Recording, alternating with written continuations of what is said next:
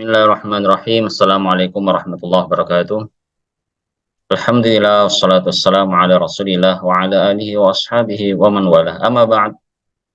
Pemirsa yang berbahagia, pada pertemuan pertama kali ini, saya akan membahas tentang i'jazul Quran, yaitu kemukjizatan Al-Quran yang terdapat di kelas 10 Madrasah Aliyah Al-Ittihad Al-Islami, program keagamaan. Baik, kita awali pembahasan kita tentang ijazul Quran, yaitu pengantar ijazul Quran. A. Pengertian ijazul Quran. B. Syarat-syarat mukjizat Al-Quran. Dan yang C adalah unsur mukjizat. Pengertian ijazul Quran. Jadi secara bahasa, ijazul Quran adalah berasal dari lafaz a'jaza yu'jizu i'jazan, yang artinya adalah lawan dari qudrah atau tidak mampu. Biasa kita artikan dengan lemah. Kemudian lafaz a'jaza yang terdapat di lafaz mu'jizah, ya, itu berasal dari lafaz a'jaza yu'jizu i'jazan mu'jizun, ya. Hamzah yang terdapat pada a'jaza ini adalah untuk mubalaghah, yaitu menunjukkan nilai lebih. Mu'jizun artinya melemahkan, berasal dari kata al-ajzu ai ad-dha'fu, yaitu lemah. Kemudian kata mukjizat berasal dari bahasa Arab yang yaitu a'jaza, yang berarti melemahkan atau menjadikan tidak mampu. Pelakunya yang melemahkan dinamakan mu'jiz. Fa'ilnya itu adalah mu'jiz. Bila kemampuannya melemahkan pihak lain amat menonjol sehingga mampu membungkam lawannya dinamakan mu'jizah. Tambahan tak marbutah pada akhir kata mengandung makna mubalaghah, yaitu superlatif. Definisi secara istilah, definisi mukjizat menurut ulama adalah amrun khariqun lil 'adah, makrunun bitahaddi, salimun 'anil mu'aradah, yuzhiruhu Allahu 'ala yadi rusulihi. Amrun khariqun lil 'adah itu perkara yang di luar kebiasaan. Makrunun bitahaddi, yang senantiasa terdapat tantangan. Artinya tantangan tersebut senantiasa ada dan tak bisa ditandingi. Salimun 'anil mu'aradah, kemudian tidak dapat ditandingi dari mukjizat tersebut. Yudhiruhullahu ala yadi rusulihi, yang Allah Subhanahu wa taala tampakkan kepada para nabinya. Maka mukjizat didefinisikan oleh ulama antara lain sebagai suatu hal atau peristiwa luar biasa yang terjadi melalui seorang yang mengaku nabi sebagai bukti kenabiannya, yang ditantangkan kepada siapa saja yang ragu untuk melakukan atau mendatangkan hal serupa, namun tidak mampu melayani tantangan tersebut. Kemudian, di dalam Al-Quran, ada beberapa istilah yang mengandung kata mukjizah. Yang pertama adalah ayah. Istilah mukjizat dalam Al-Quran dengan istilah ayah, tanda atau bukti.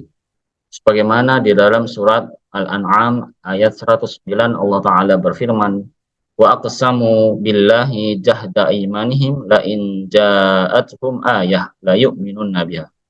Kita perhatikan lafaz ayah di sini.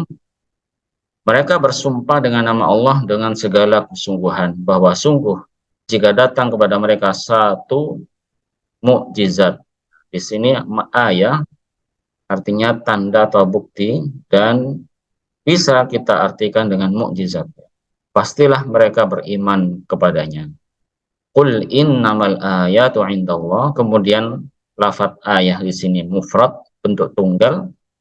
Kemudian disebut lagi dengan bentuk plural, yaitu bentuk jamak. Qul innamal ayatu indallah. Katakanlah, sungguhnya mukjizat-mukjizat itu hanya berada di sisi Allah. Artinya datangnya dari Allah langsung. Wa ma yus'irukum annaha idza ja'at la yu'minun. Dan apakah yang memberitahukan kepadamu bahwa apabila mukjizat mendatangi mereka dan mereka tidak akan beriman. Kemudian ada istilah kedua dari mukjizat di dalam Al-Quran, yaitu dengan istilah bayyinah. Sebagaimana di dalam surat Al-A'raf ayat 73. Allah Ta'ala berfirman, wa ila samuda akhahum salihah. Qala ya qaumi i'budullaha ma lakum min ilahin ghairuh. Qad ja'atkum bayyinatum min rabbikum. Kita perhatikan lafaz bayyinah di sini. Dan kami telah mengutus kepada kaum Samud saudara mereka, yaitu Soleh, Nabi Soleh alaihissalam. Beliau berkata, wahai kaumku, sembahlah Allah, sekali-kali tidak ada Tuhan bagimu selainnya. Qad ja'atkum bayyinah, sungguh telah datang bayyinah, yaitu bukti, min rabbikum, kepada atau dari Tuhanmu. Yaitu bukti tersebut bisa diartikan dengan mukjizat ya. Mukjizat apa? Yaitu unta, naqatullahi lakum ayah. Unta betina Allah ini menjadi tanda bagimu. Disebutkan lagi di sini ayah, lakum ayah. Jadi dalam ayat ini Allah Ta'ala menyebut mukjizat dengan dua lafaz sekaligus, yaitu bayyinah, yang artinya bukti yang nyata, kemudian naqatullahi lakum ayah, tanda, ya, tanda kekuasaan Allah Subhanahu wa Ta'ala. Kata bayyinah, ya bukti atau dalil yang jelas yang menunjukkan secara rasional dan secara irrasional. Kemudian istilah yang ketiga, di dalam Al-Quran kita temukan bahwasanya mukjizat digunakan atau menggunakan lafaz al-burhan. Sebagaimana di dalam surat Al-Qasas ayat 32, Allah Ta'ala berfirman, Uslug yadaka fi jaybika takhruj bayadha'a min ghairi su' wadmum ilaika janahaka minar rahb fadhanika burhanani mir rabbik ila fir'aun. Kita perhatikan lafaz burhan di sini dengan bentuk dua, ya, burhanun burhanani. Masukkanlah firman Allah Ta'ala ini membahas tentang Nabi Musa alaihissalam, mukjizat Nabi Musa alaihissalam. Kata Allah Ta'ala, masukkanlah tanganmu ke leher bajumu, niscaya ia keluar putih, tidak bercacat, bukan karena penyakit. Ini salah satu mukjizat Nabi Musa alaihissalam. Beliau, ya, menampakkan telapak tangannya putih bersih, ya. Kemudian, dan dekapkanlah kedua tanganmu ke dadamu bila ketakutan. Maka kata Allah Ta'ala, yang demikian itu adalah dua burhan, dua mukjizat dari Rabbmu ila Fir'aun, ya, kepada Fir'aun wa malaih dan pembesar-pembesarnya. Innahum kanu qauman fasikin, sungguh mereka adalah orang-orang yang fasik. Maka lafaz al-burhan di sini yaitu hujjah, dalil, bisa juga diartikan dengan mukjizat.